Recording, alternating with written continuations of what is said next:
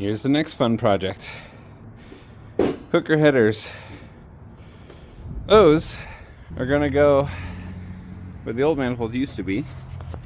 I've cleaned up these surfaces somewhat, and I think I need to remove the starter on this side and the oil filter on that side. I'm going to initially try to get the exhaust in from the top, or the headers. I do have an entire exhaust also to put on. These I just threaded. These are the smog holes, because these are the only two bolt holes. Each cylinder has a smog hole, so I tapped it, and I'm gonna put little, what do they call, little bolt end things, screws to plug those. I really hope it fits from the top, because instructions say you gotta lift it, put it from the bottom, and you gotta lift this car like 3 feet. And I don't know if I have that kind of lifting without an actual lift. I also don't know if that starter will fit with the new headers, because that is the original starter, I believe, not the mini starter, so I might need to get a mini starter for that. Okay, so that means I gotta drain the oil. Well, it's a good thing I had to drain the oil anyway. Oh, I think the next project is gonna be a front and rear main seal. Yeah, it was time. 5,000 miles on the highway, we'll do that.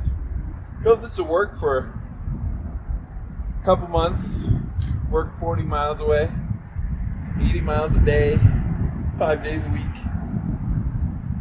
It added up quick. It made it. It drove the whole way. Never broke down yet. I don't have wood to knock on. Oh, that's fantastic. The drain pan filled up. Okay. Do I have any spare jugs?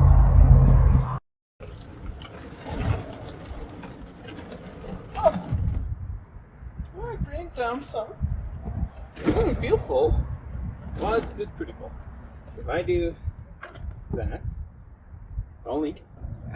Oh, is it just clogged? Oh, it's clogged. It wasn't full. It was just clogged.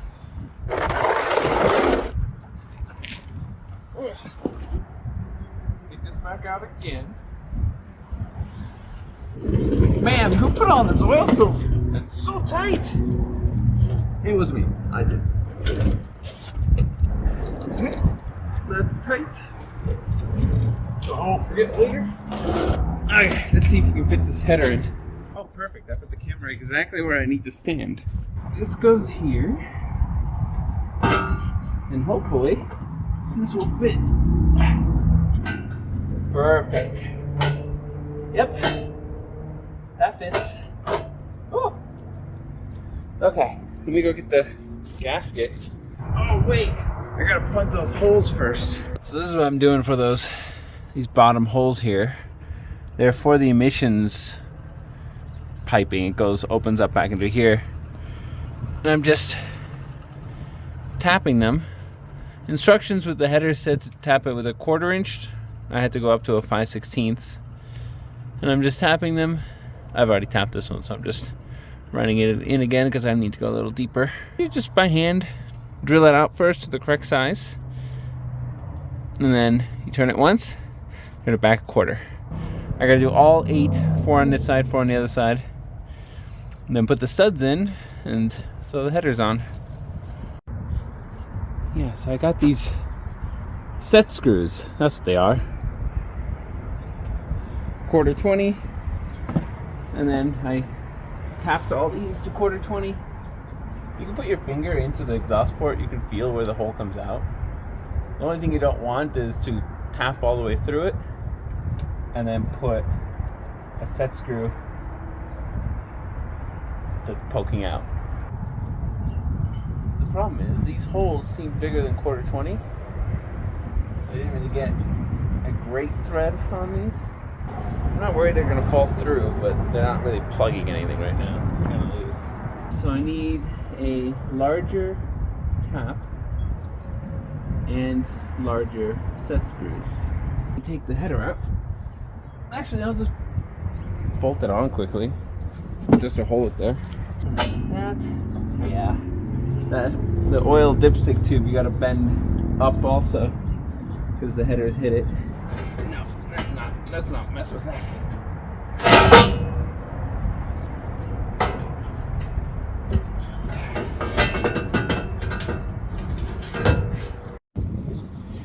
Ooh, it's windy today. Here's what I'm putting in those holes. Just 5/16 set screws. Throw some high temp thread locker on it, because those are never coming out. Got the studs on. Thread locked them in there. You may notice something. Missing a stud here. Missing a stud there. I forgot to check when I took an old exhaust off. That's 2 bolts right there that I need to now try and get out. So I need to mess with an extractor kit. And this side, I got worried, so I checked this side now. Those are all clear. The only one is that furthest back one.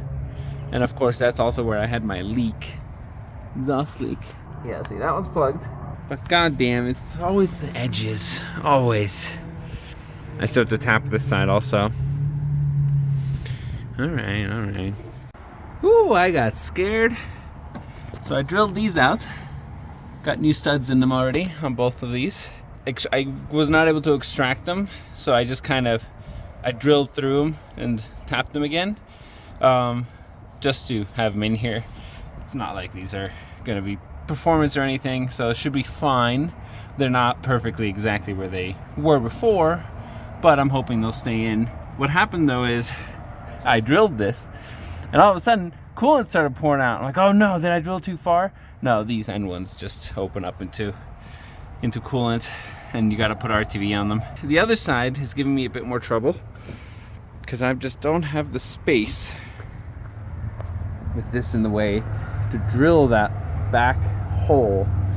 This one didn't have any issues because this isn't what's in the way. This part is, and that's the column. So I don't really want to pull the steering column out to drill that hole. I might have to run into town and get a 90-degree or right angle drill. Well, let's go see if there's any chance of me getting it in on this side. Took the starter out. Oh yeah, I think that's gonna be pretty in the way. Honestly, if those weren't there, let me go try from the bottom without lifting the car.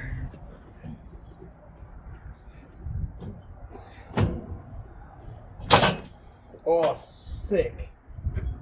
Wow, this thing is so easy to install. Let me show you what I saw as a potential issue. Header comes down here, right?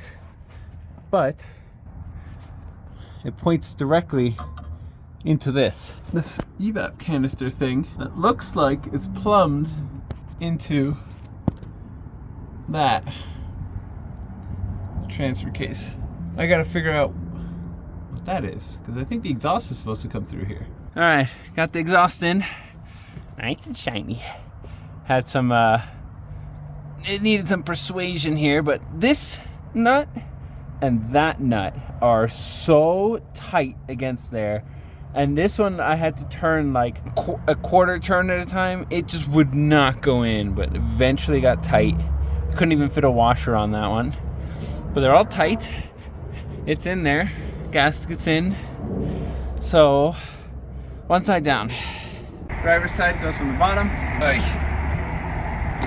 Let's hope I don't have any issues, because I don't want to keep doing this. Oh, it's so bright.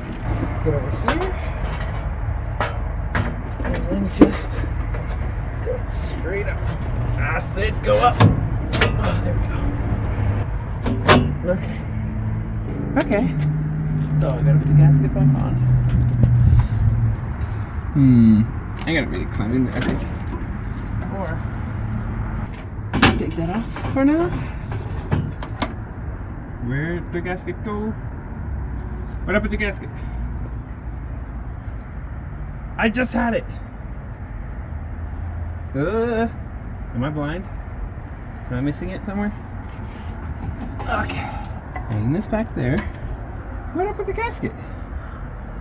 Oh, it fell down here. Oh, please go on right away. Oh, fuck yeah. On the other side, the studs were all, because I had to drill out 2 of them and I did it by hand, so they were like that. And man, it did not want to go on. But this one seems much easier. I did make the mistake that the stud that's coming out of the block, it's not super long. I was gonna put lock washers and normal washers, but I can only put 1 set of washers on. So I'm just gonna put normal washers because one of the holes is pretty big. And then I'll just have to keep an eye on them, tighten them. It's definitely fitting a lot better than the passenger side one. Almost like it was meant to be here. 2 more nuts. I almost said bolts. Now just tighten everything. Then to hook these up, get timing done, and fluids. And then I think we can start it. I haven't started it since I put the intake on. This, I've been doing it this like little by little, half procrastinating, half I don't have time. So this intake has taken like 4 months. I started in December. It's now March. The snow's gone, days got nicer now. Alright. Here's a quick update on as I'm working my way back. New exhaust with the mini starter opens up into this thing. That is the vacuum canister for the center axle disconnect. So I have to relocate that or delete it. Relocating it wouldn't be bad. I can just like put it here in the frame here, in there somewhere. I decided to delete it. Okay, so that has these vacuum lines that run to the transfer case. Disconnected that, but the transfer case uses that switch right there to tell the 4-wheel light to turn on, and when I shift it, that shoots a vacuum through this canister all the way to the front to the center axle disconnect that's somewhere up there. So I put in an electric switch there, which I'll have to rewire for the light, and I just got this loose. So you got this shield, that's your canister. I got one more, but that's where all the vacuum lines run. You can see the amount of vacuum lines that are connected to this thing. So I get to delete all of those and then install manual locking hubs. Just an update. Ooh. So that's what I pulled out. All vacuum lines. Just plug the port on the engine, that's it. Another thing I gotta do now that I'm deleting the CAD is put manual hubs on this. So I got some mile marker hubs, fancy ones, and should be fairly easy. Just got to take out the locking ring, the gear, and the spacer, and then put all that in. Let's see if I can do this with one hand. So cleared that out. That I already did recently. Torqued it down and re-lubed all that, put new bearings in. So you take out the retaining ring, the gear, and the spacer, along with the dust cap. And then a new one just splits off like this. Put it in this way. You don't need to grease these. They already have internal grease. Push that in there. Line that up. It goes all the way in. The retaining ring is going to go on that outer ring this time. So I'm just going to pull that out a little bit. They give you a new retaining ring. Let me put that on. There goes that retaining ring. Next, in the box of many things, goes this thing. Can I put this in with one hand? Put the open end in first and then just slide the whole thing in. Yeah. And then you take a screwdriver, just pop that in there. Make sure it's fully seated everywhere. Okay. And it just goes in into a groove around there. And then you take this. I will put some grease on there just so it slides on nicely. And then you bolt it into place. Simple as that. And there we go. These get torqued to 30, I think it's like 27 to 31 inch-pounds. So just essentially hand tight so they don't come off. Man, they really don't belong on this dirty truck. Let's try first start. Got fluids. I think everything's plugged in. I hope battery's charged enough. If not, we'll know right away. No starter. What did I leave unplugged?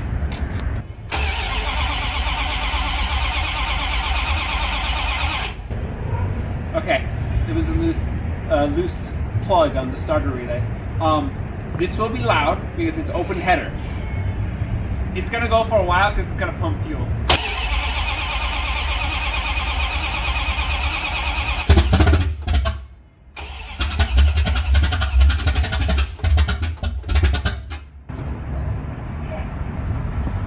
Just timing a little bit.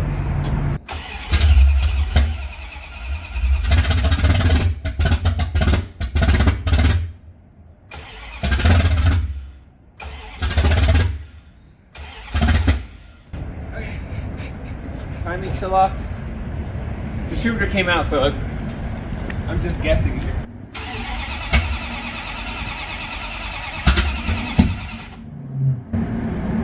That was definitely the wrong way.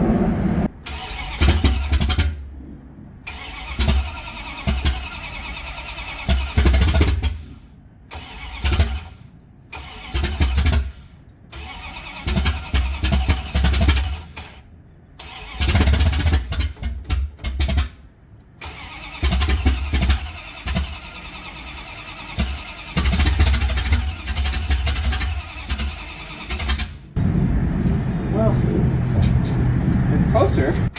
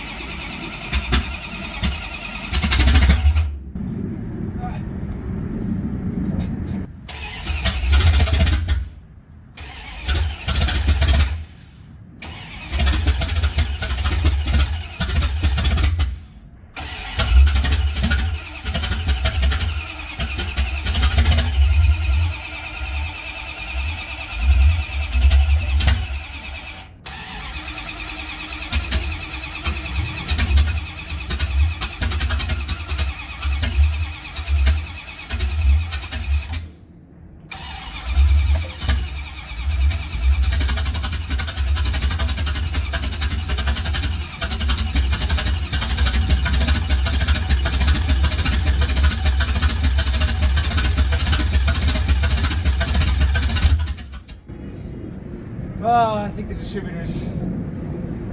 Is it 180? It shouldn't be.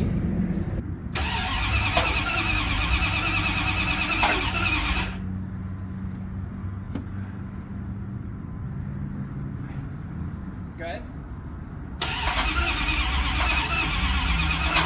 No, this is worse.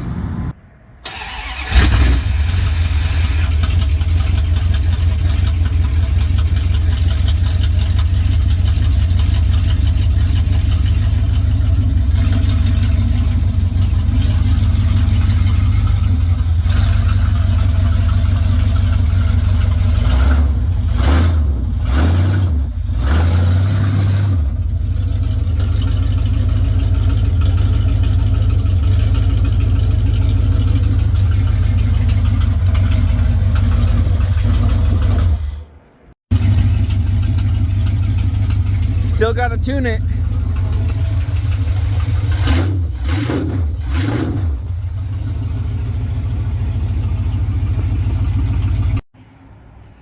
All right, here is the exhaust, fully on. Ignore that, that's my commuting setup. There you go, sticking out the back. No tips or anything, just the pipe. Let's see if it'll start.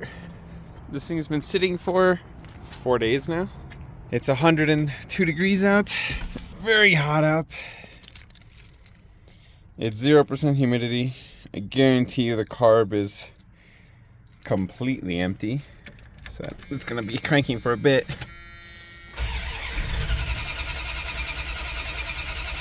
Fill the carb.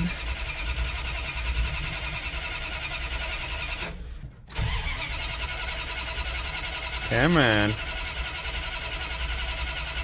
The bowl is just empty from the heat.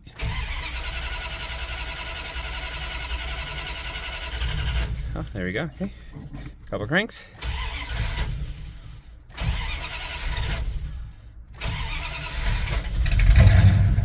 There we go. Fill the bowl. All right. Here's a cold start.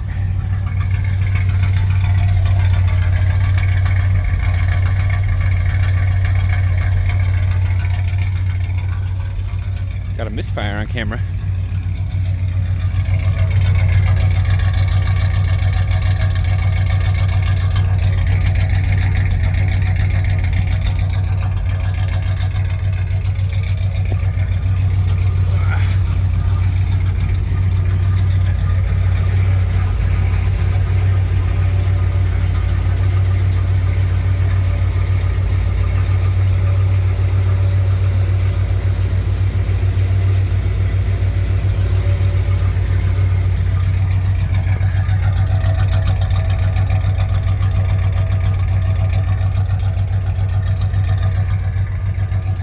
It's really not that loud.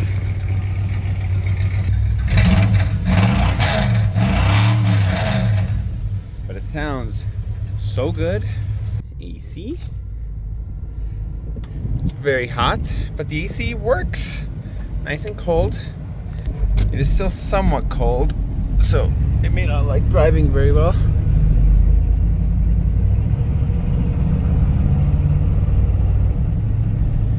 It's so quiet in the car. I mean, I can talk, I can listen to music. So nice. I mean, I can hear the AC more than the exhaust.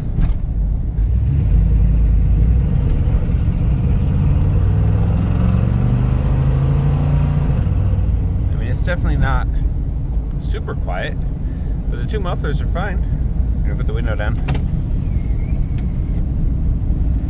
All right, window open. Let's see what it sounds like. On the highway and everything, it's pretty nice, honestly.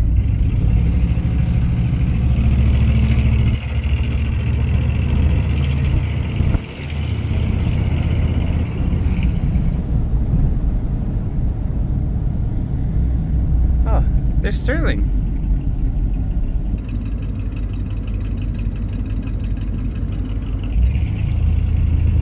Let's do a Yui.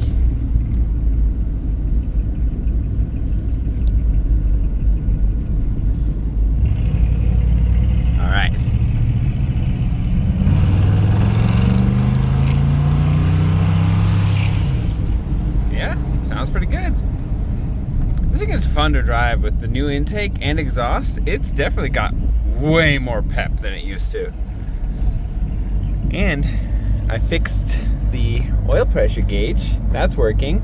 That's somewhat working, actually. Temperature in this heat, this does not like highway driving.